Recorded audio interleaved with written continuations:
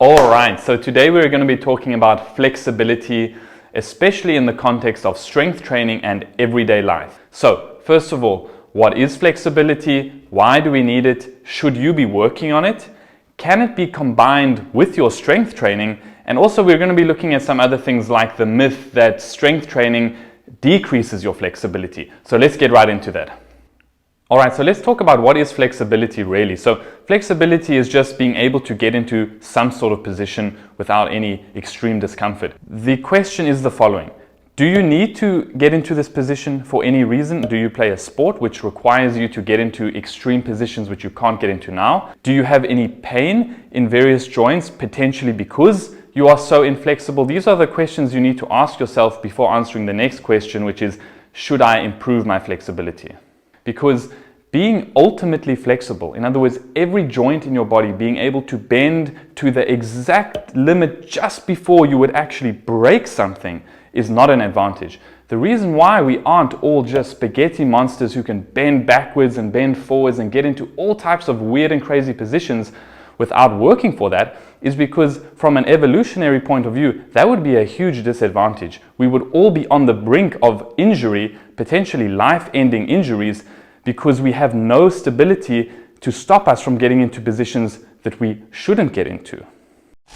And so a common myth that has arisen is that strength training actually reduces your flexibility. In other words, if you train a lot of bench press, you're actually going to shorten your chest, you're going to shorten your front delts, and you're going to be doing a disservice to your flexibility and you're going to be stuck in this position the whole time. This is a common myth that you'll hear from various people either involved in strength training or potentially physiotherapists, whoever it might be. This is simply incorrect. It's incorrect for a few reasons.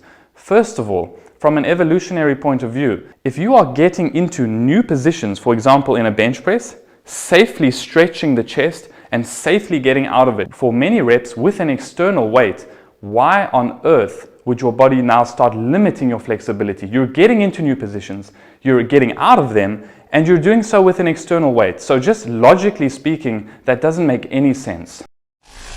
So that isn't evidence in and of itself. But secondly, there is no evidence, research or other that I've ever heard of that has proven that full range of motion strength training done with appropriate weights, done without any pain, has any negative effect on stretching whatsoever. Also, number 3, things that are known to improve your flexibility, for example, like yoga, often don't incorporate what we would consider long-term kind of static stretching. In other words, holding a position for a minute and a half.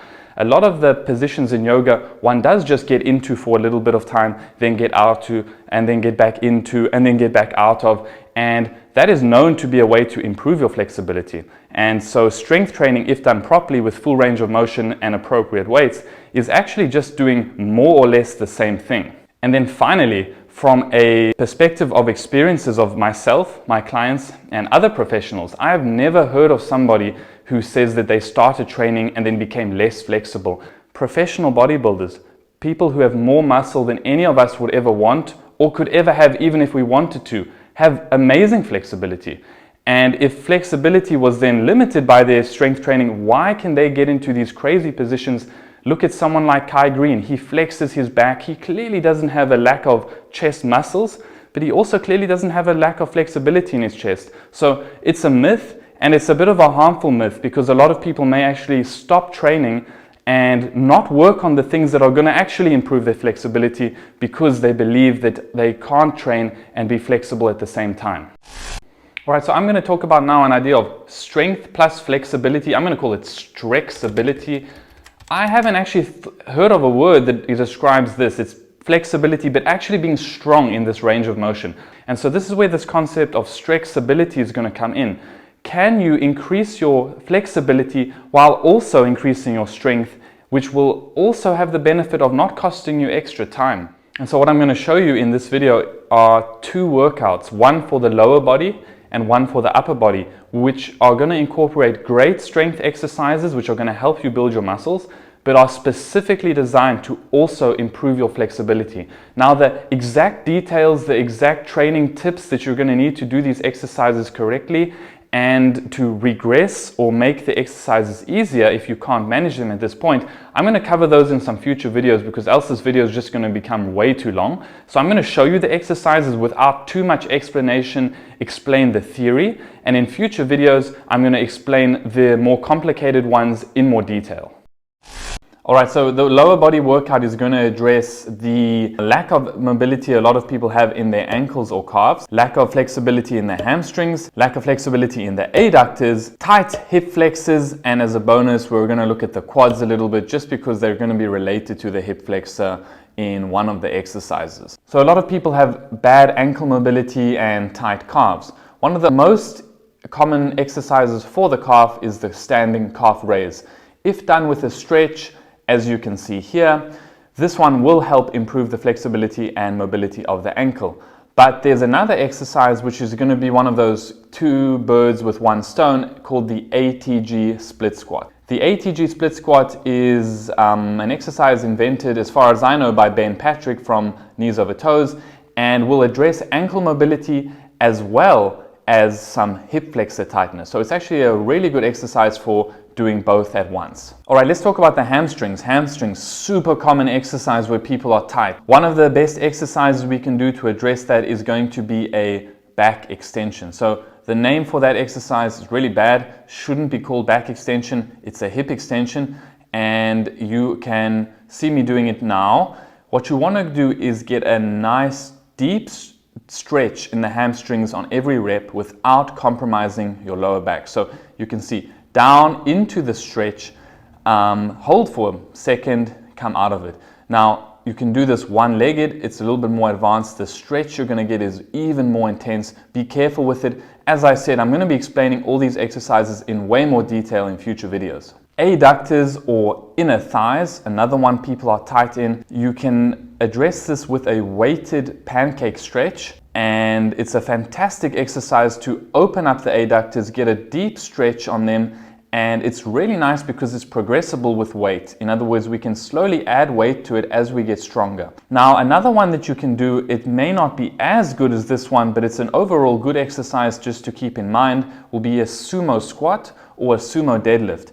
Both of them, if done with a wide enough stance, will also give you a nice stretch on the adductors, and it's a little bit more of a functional exercise than the pancake weighted stretch. Just be careful, we're trying to get stretching done here, so if you're doing enormous weights for 1 or 2 reps, you're doing strength training, that's all well and fine, but that's not really what we're going for. We're going for a super wide sumo stance and trying to get that stretch on the adductors on the way down or at the bottom position. Last but not least, certainly not least, are the hip flexors. Now, super common muscle to be tight because a lot of us spend way too much time sitting. Sitting shortens the hip flexor and can potentially be the reason why your hip flexors are too tight. So let's look at a common exercise like the squat. Here you can see me squatting. I go down, my hips are flexed, my knees are flexed. This is not putting any stretch at all on any of the muscles of the hip. And to get a stretch on the hip flexors, you need your hips to be extended. The best exercise that I've ever seen to do this is either the sissy squat or the human knee extension. Here you can see me doing the human knee extension, going all the way down, keeping my glutes engaged and finding a deep stretch on the hip flexor and then driving myself out of this. This is not actually a strength exercise for the hip flexor, or at least not for all the hip flexors, because without getting into too much detail, there are multiple hip flexors, but it is strengthening one of the hip flexors and it's strengthening and stretching the quads. So that's just an added bonus. Okay, so let's get into the upper body. We're going to be covering the side abs, obliques, QL, all the muscles on the side of your body which are responsible for allowing you to bend sideways. We're going to cover the rectus abdominus, or just the normal front abs that everyone knows. We're going to cover the chest, front delts, and last but not least, the lats. And so let's get into the side bending motion here. We're doing the side bender. Great exercise because you can add weight to it to make it easier, and you can do it without weight if it's too difficult. Otherwise, go all the way down. You need to find that stretch. That's the whole point of these exercises. Find that stretch at the bottom, nice and controlled coming up. Especially careful with this one. You don't want to be doing weird things, fast motions. crazy amounts of weight with stuff relating to your lower back. For the rectus abdominis, normal abs, you're going to be doing a Swiss ball crunch. Nice and long upper body on the way down. Really get all the way extended and contract the abs. Pull yourself back up. Pull the ribs down towards your pelvis and slowly lower yourself down and find that stretch at the bottom. Moving on to the chest, as we discussed in the beginning, bench pressing with full range of motion is a great way to increase the flexibility of your chest and is not going to reduce the flexibility, but you need to get full range of motions. Normal bench press, whether you do dumbbells, whether you do a straight bar, whether you have something else, all the way down, find the stretch and come up. Alternate is a push-up, but I would recommend trying to do it on stands so that you can get that stretch. All of the time, making sure you don't feel any discomfort in your shoulder. Front delts, also often shorten muscle. Here we can do an incline front raise. So here it's very important not to just do this one standing. You need the bench to be at a level where when you're at the bottom position, you feel a stretch in the front delt. From here, pretty straightforward, keeping the arm straight, driving the weight up and slowly lowering it down into the stretch.